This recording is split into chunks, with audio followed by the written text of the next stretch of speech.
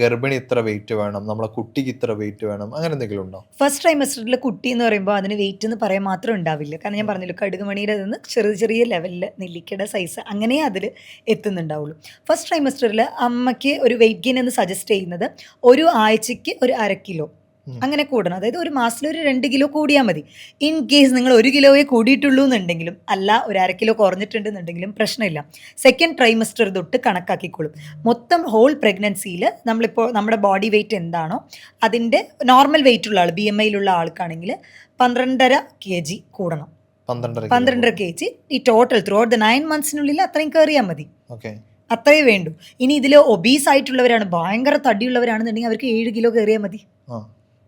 ഇനി under wait ആണ്, അതായത് ഇപ്പോൾ BMI 18 താഴെയുള്ളവരൊക്കെ ഉണ്ടാവുമല്ലോ, അങ്ങനെയുള്ളവരാണ് എന്നുണ്ടെങ്കിൽ കുറച്ചുകൂടി കൂടുതൽ, ഈ 12 അല്ല 16 17 kg കൂടണം. അത് ഓരോരുത്തരുടെ ഇതനുസരിച്ച്. നോർമലി 12.5 13 കിലോ അത് ഹെൽത്തി ആയിട്ടുള്ള വെയിറ്റ് ഗെയിൻ ആണ്. ഓക്കെ, ഇപ്പം അങ്ങനെയാണെന്നുണ്ടെങ്കിൽ ഈ ഗർഭിണികൾക്ക് വെയിറ്റ് കൂടാൻ ചെയ്യാൻ പറ്റുന്ന ഏറ്റവും നല്ല കാര്യങ്ങൾ എന്തൊക്കെയാണ്?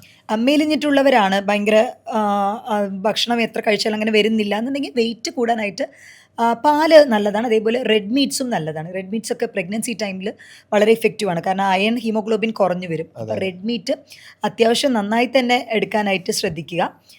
പിന്നെ അതേപോലെ തന്നെ ഫ്രൂട്ട്സ്, വെജിറ്റബിൾസ് ആസ് യൂഷ്വൽ എല്ലാ ഇതിനും നമ്മൾ പറയാറുള്ളതാണ്. കാപ്സും എടുക്കാം. കാപ്സ് എടുക്കുമ്പോൾ നോക്കിയെടുക്കണം. കാരണം നമുക്ക് ബ്ലഡ് ഗ്ലൂക്കോസ് ലെവല് അമിതമായിട്ട് കൂടിക്കഴിഞ്ഞാൽ ജസ്റ്റേഷണൽ ഡയബറ്റീസ് എന്ന് പറഞ്ഞ കണ്ടീഷൻ ഉണ്ട്. പ്രഗ്നൻസി ടൈമിൽ മാത്രം ഷുഗർ വരുന്നവരുണ്ട്. അത് വന്നു കഴിയുമ്പോൾ കുട്ടി ഭയങ്കര തടിയുള്ള കുട്ടിയായിട്ട് വരും. അതായത് സാധാ ഒരു 2.5-3 കിലോ ആണെന്നുണ്ടെങ്കിൽ ഈ ജസ്റ്റേഷണൽ ഡയബറ്റീസ് ഉള്ള അമ്മയുടെ കുട്ടി 4-4.5 kg വരെ വെയിറ്റ് ഗെയിൻ കൂടുതലായിട്ട് വരും.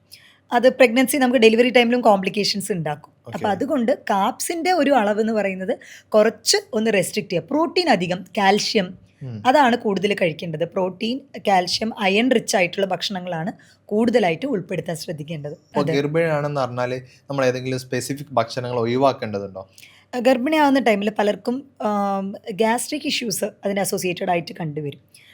ഡൈജഷനൊക്കെ ചെറിയൊരു പ്രശ്നം. അതുകൊണ്ട് അപ്പോൾ നിങ്ങൾ നേരത്തെ പറഞ്ഞ പോലെ ചിലർക്ക് കോൺസ്റ്റിപ്പേഷനോ മലബന്ധം വരും, മോഷൻ ഭയങ്കര ലൂസായിട്ട് പോകും, ഇങ്ങനത്തെ ഇഷ്യൂസ് വരും. അപ്പോൾ പിന്നെ ഈ വോമിറ്റിംഗ് ടെൻഡൻസി ഇതൊക്കെ ഉള്ളത് കൊണ്ട് തന്നെ ഫ്രൈഡ് ഫുഡുകൾ പരമാവധി, റിഫൈൻഡ് ഓയിൽ ഉപയോഗിച്ചിട്ടുള്ളതാണെങ്കിലും ഫ്രൈഡ് ഫുഡ്, എണ്ണ പലഹാരങ്ങൾ ഇതൊക്കെ പരമാവധി അവോയ്ഡ് ചെയ്യുക. ഫാസ്റ്റ് ഫുഡ് നല്ലതേ അല്ല പുറത്തുനിന്ന് വാങ്ങിക്കുന്നത്.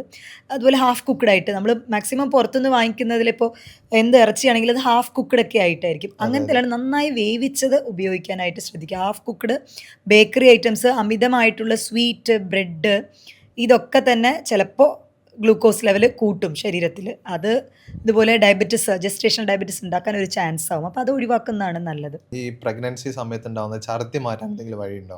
പ്രഗ്നൻസി ടൈമിലുള്ള നമുക്ക് കോപ്പപ്പ് ചെയ്ത് കൊണ്ടുപോകാം. അതായത് രാവിലെ എണീറ്റ് ഉടനെ വെറും വയറ്റിൽ വയറൊരു കാളിച്ച ഉണ്ടാവും.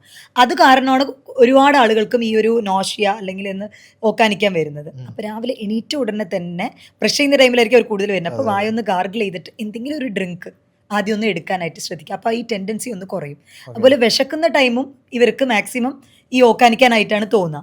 അപ്പം ഇടയ്ക്കിടയ്ക്ക് ലൈറ്റായിട്ട് ലഘുവായിട്ടുള്ള, ഇപ്പോൾ കഞ്ഞി അതൊക്കെ നല്ലതാണ്, ബാർലിയുടെ വെള്ളം, അങ്ങനെ ലിക്വിഡ് ആയിട്ടുള്ള ഐറ്റംസ്, ജ്യൂസ് അതൊക്കെ കുറച്ച് കൂടുതലായിട്ട് എടുക്കുകയാണെന്നുണ്ടെങ്കിൽ, എസ്പെഷ്യലി വൈറ്റമിൻ സി, ഇപ്പോൾ ഓറഞ്ച് ഇതൊക്കെ എടുക്കുമ്പോൾ അങ്ങനെ വോമിറ്റിംഗ് ടെൻഡൻസി കൂടില്ല. കുറച്ച് പുളിപ്പൊക്കെ ഉള്ളത് കൊണ്ട് നമുക്ക് അത് ഓരോരുത്തർക്കും ടേസ്റ്റ് ഡിഫറെൻ്റ് ആണ് കേട്ടോ. ഈ β-HCG അങ്ങനെയാണ് ബോഡിയിൽ റിയാക്ട് ചെയ്യുന്നത്. ചിലപ്പം വളരെ വ്യത്യാസമായിട്ടാണ് കാണിക്കുക. ഇതുവരെ കഴിക്കാത്ത ഭക്ഷണത്തിനോട് ഇഷ്ടം ഭയങ്കരമായിട്ട് കൂടും.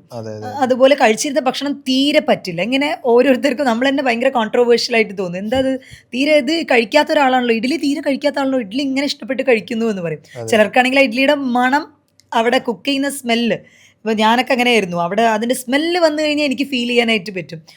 കിച്ചണിൽ നിന്ന് കുക്ക് ചെയ്യുന്നതിൻ്റെ സ്മെല്ല് വന്നു കഴിഞ്ഞാൽ എനിക്കിവിടെ നോസിയേറ്റിംഗ് സെൻസേഷൻ തുടങ്ങും. അത് ഓരോ ആളുകൾക്കും ഡിപ്പെൻഡാണ്. ഈ ഫസ്റ്റ് ട്രൈമസ്റ്ററിൽ നമുക്ക് യാത്ര ചെയ്യുന്നതിന് എന്തെങ്കിലും ബുദ്ധിമുട്ടുകളുണ്ടോ? ഫസ്റ്റ് ട്രൈമസ്റ്ററിൽ ലോങ് ഡ്രൈവ് ഒഴിവാക്കാം.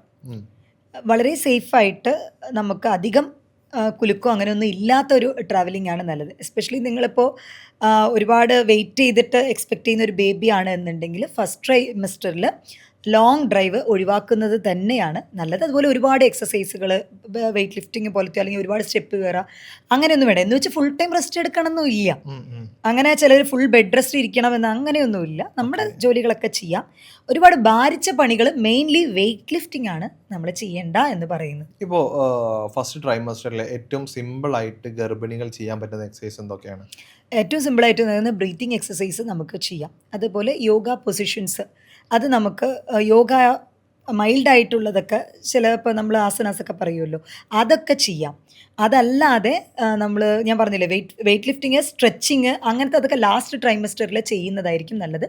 നോർമൽ സ്ട്രെച്ചിങ് ഇതൊക്കെ ഓക്കെ. ബാക്കി സ്ട്രെങ്തനിങ് ആയിട്ടുള്ള എക്സസൈസ് ഉണ്ടല്ലോ, അതോ കാർഡിയോ അങ്ങനത്തെ ടൈപ്പ് ഒന്നും പോവാതിരിക്കുന്നതാണ് നല്ലത്. വെയിറ്റ് ലിഫ്റ്റിംഗ് അതൊക്കെ ഒഴിവാക്കിയിട്ട് നോർമലി സ്ട്രെച്ചിങ് ടൈപ്പ് മൈൽഡായിട്ട് ഒന്ന് ബോഡി ഒന്ന് സ്ട്രെച്ച് ചെയ്യുക, വാമപ്പ് ചെയ്യുക, അങ്ങനത്തെ എക്സസൈസാണ് നോർമൽ വാക്കിംഗ്. ഒരുപാട് ഹെവി ആയിട്ടുള്ള വർക്കൗട്ട്സ് ഒന്നും വേണ്ട. മൈൽഡ് ആയിട്ടുള്ളത് ബ്രീതിങ് എക്സസൈസ് മാത്രം റെഗുലറായിട്ട് ചെയ്യാനായിട്ട് ശ്രദ്ധിക്കാം. നമ്മൾ എന്തെങ്കിലും സ്പെസിഫിക് ആയിട്ട് ഫസ്റ്റ് ട്രൈമസ്റ്ററിൽ എന്തെങ്കിലും സപ്ലിമെന്റ്സ് എടുക്കേണ്ടിയുണ്ടോ? അതാണ് ഫോളിക് ആസിഡ്, B9 എന്ന് പറഞ്ഞ വൈറ്റമിൻ B9 ഫോളിക് ആസിഡ്. ഈ ഫോളിക് ആസിഡ് നമ്മൾ പ്രോപ്പറായിട്ട് എടുത്തു കഴിഞ്ഞാൽ കുട്ടിയുടെ ബ്രെയിൻ ഡെവലപ്മെൻറ്റിന് നല്ലതാണ്. മാത്രമല്ല കുട്ടിയുടെ NT സ്കാൻ ഞാൻ പറഞ്ഞു, ന്യൂക്കൽ ട്രാൻസ്ലൂസൻസി എന്ന് പറയും. കഴുത്തിൻ്റെ ആ ഒരു നെർവസ് സിസ്റ്റത്തിന് എന്തെങ്കിലും ഒരു പ്രശ്നം, ബ്രെയിൻ ഡെവലപ്മെൻറ്റ് കുറയുക, ഇതൊക്കെ തടയാനായിട്ട് പറ്റും ഈ ഫോളിക് ആസിഡ് പ്രോപ്പറായിട്ട് എടുത്തു എന്നുണ്ടെങ്കിൽ. പ്രഗ്നൻസിക്ക് ട്രൈ ചെയ്യുന്നതിന് ഒരു 2 months ബിഫോർ തന്നെ എടുക്കാൻ തുടങ്ങുന്നതാണ് നല്ലത്. ഫസ്റ്റ് ട്രൈമസ്റ്ററിൽ എന്തായാലും എടുത്തിരിക്കും. ന്യൂറൽ ട്യൂബ് ഡിഫക്റ്റ് എന്ന് പറയും. അതായത് നമ്മുടെ നട്ടലുണ്ടല്ലോ, സ്പൈന ബൈഫിഡ, സ്പൈന് 2ആയിട്ട് പിളരുന്ന കേസ്, അങ്ങനെയൊക്കെ ഇതൊക്കെ ഉണ്ട്. ഇത് അവോയ്ഡ് ചെയ്യാനായിട്ടാണ് നമ്മൾ ഈ ഫോളിക് ആസിഡ് റെഗുലറായിട്ട് എടുക്കണമെന്ന് പറയുന്നത്, ന്യൂറൽ ട്യൂബ് ഡിഫക്ട്സ്. ഇപ്പോൾ ഡോക്ടർ പറഞ്ഞല്ലോ ഫസ്റ്റ് ട്രൈമസ്റ്ററിൽ നമ്മൾ അയൺ കഴിക്കരുത്. സെക്കൻഡ് ട്രൈമസ്റ്റർ മുതലാണ് നമ്മൾ എന്ത് ചെയ്യേണ്ടത്, അയൺ സപ്ലിമെൻറ്റ്സും കാൽഷ്യം സപ്ലിമെൻറ്റ്സും ഒക്കെ കഴിക്കേണ്ടതെന്ന് പറഞ്ഞു. ഇപ്പം സെക്കൻഡ് ട്രൈമസ്റ്ററിൽ നമ്മൾ പിന്നെ നിർബന്ധമായിട്ട് കഴിക്കേണ്ട ഭക്ഷണങ്ങൾ എന്തൊക്കെയാണ്? അയൺ റിച്ച് ആയിട്ടുള്ള ഭക്ഷണങ്ങളാണ് കഴിക്കേണ്ടത്. അപ്പോൾ റെഡ് മീറ്റ്സ് റെഗുലർലി എടുക്കാം. അതിൻ്റെ കൂടെ തന്നെ മുട്ട, പാല് റെഗുലറായിട്ട് തന്നെ. ഇനി പാല് നിങ്ങൾക്ക് എടുക്കാൻ അധികം ഇൻട്രസ്റ്റ് ഇല്ല എന്നുണ്ടെങ്കിൽ അതിൻ്റെ സബ്സ്റ്റിറ്റ്യൂട്ട് പനീർ അതെടുക്കാം. അതേപോലെ തന്നെ തൈര്, 1 കപ്പ് തൈരിൽ ഒരു ദിവസം വേണ്ടത്രയുള്ള കാൽഷ്യം അവൈലബിൾ ആണ്. ഓക്കെ. അപ്പോൾ 1 കപ്പ് തൈര് ദിവസം എടുത്താൽ തന്നെ ധാരാളം മതിയാവും. നട്ട്സ് റെഗുലർലി എടുക്കാം. നട്ട്സ് എടുക്കാം. പിന്നെ ചിലർക്ക് പ്രഗ്നൻസി ഡെലിവറിയോട് അടുക്കും തോറും ചിലർക്ക് പ്രഗ്നൻസി ടൈമിൽ പൈൽസിൻ്റെ ഇഷ്യൂസൊക്കെ വരാൻ സാധ്യതയുള്ളതുകൊണ്ട് ഫൈബർ അധികം അടങ്ങിയിട്ടുള്ള, കോൺസ്റ്റിപ്പേഷൻ ഒഴിവാക്കാനായിട്ട് നാരുകൾ അധികം അടങ്ങിയിട്ടുള്ള ഭക്ഷണങ്ങൾ റെഗുലറായിട്ട്, പ്രോട്ടീൻ എടുക്കുന്നുണ്ട് എന്നുണ്ടെങ്കിൽ അതിൻ്റെ കൂടെ തന്നെ ഫൈബർ ബാലൻസ് ചെയ്യാനായിട്ട് അത് എടുക്കാനായിട്ട് ശ്രദ്ധിക്കാം. അപ്പോൾ സെക്കൻഡ് ട്രൈമസ്റ്ററിലേക്ക് വരുന്ന സമയത്ത് ഗർഭിണികൾക്ക് ചെയ്യാൻ പറ്റുന്ന എക്സസൈസുകൾ എന്തൊക്കെയായിരിക്കും? സെക്കൻഡ് ട്രൈമസ്റ്ററിൽ നമുക്ക് കുറച്ചുകൂടെ ബ്രിസ്കായിട്ട് തന്നെ ചെയ്യാം. മറ്റേതുപോലെ മൈൽഡായിട്ടല്ല, വാക്കിങ്ങും ചെയ്യാം. ചെറിയ തോതിൽ നമുക്ക് സ്ട്രെങ്തനിങ് എക്സസൈസും ഒക്കെ തന്നെ ചെയ്യാം. ലാസ്റ്റ് ട്രൈമസ്റ്ററിലാണ് നമ്മൾ കുറച്ചുകൂടെ ബട്ടർഫ്ലൈ ടൈപ്പിലുള്ള എക്സസൈസ്, അതേപോലെ ഇന്ത്യൻ ടോയ്ലറ്റ് പൊസിഷൻസ് അധികം ഉപയോഗിക്കും, സ്ക്വാട്ടിങ്, അതൊക്കെ ലാസ്റ്റ് ട്രൈമസ്റ്ററിലാണ് ചെയ്യുക. സെക്കൻഡ് ട്രൈമസ്റ്ററിൽ വാക്കിങ്ങും സ്ട്രെച്ചിങ്ങും സ്ട്രെങ്തനിങ് എക്സസൈസും എല്ലാം തന്നെ റെഗുലർലി ചെയ്യാവുന്നതാണ്. ഇപ്പോൾ കുട്ടിക്ക് വെയിറ്റ് കുറവാണെന്നുണ്ടെങ്കിൽ നമ്മളെങ്ങനെ അത് കൂട്ടി കൊടുക്കാൻ പറ്റും?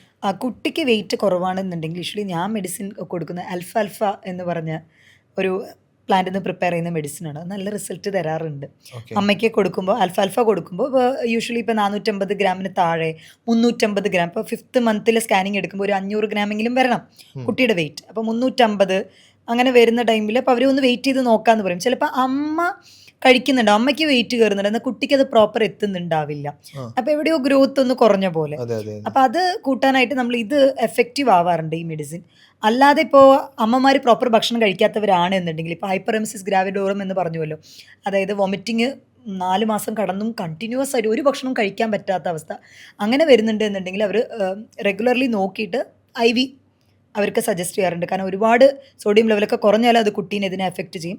പിന്നെ ലിക്വിഡായിട്ടെങ്കിലും വൊമിറ്റ് ചെയ്താലും, പിന്നെ പറയാനുള്ളത് ഇതാണ്, ഫുൾ ടൈം വൊമിറ്റിംഗ് ആണെന്ന് പറയും, പക്ഷേ വൊമിറ്റ് ചെയ്താലും സംതിങ് എന്തെങ്കിലും ചെറിയ രീതിക്കാണെങ്കിലും ഉള്ളിൽ കഴിക്കാനായിട്ട് ശ്രദ്ധിക്കുക. കാരണം ഫുള്ള് പോകണമെന്നില്ല, ചിലപ്പോൾ കുറച്ചേ പോവുള്ളൂ, കുറച്ച് ബാക്കി നിൽക്കും.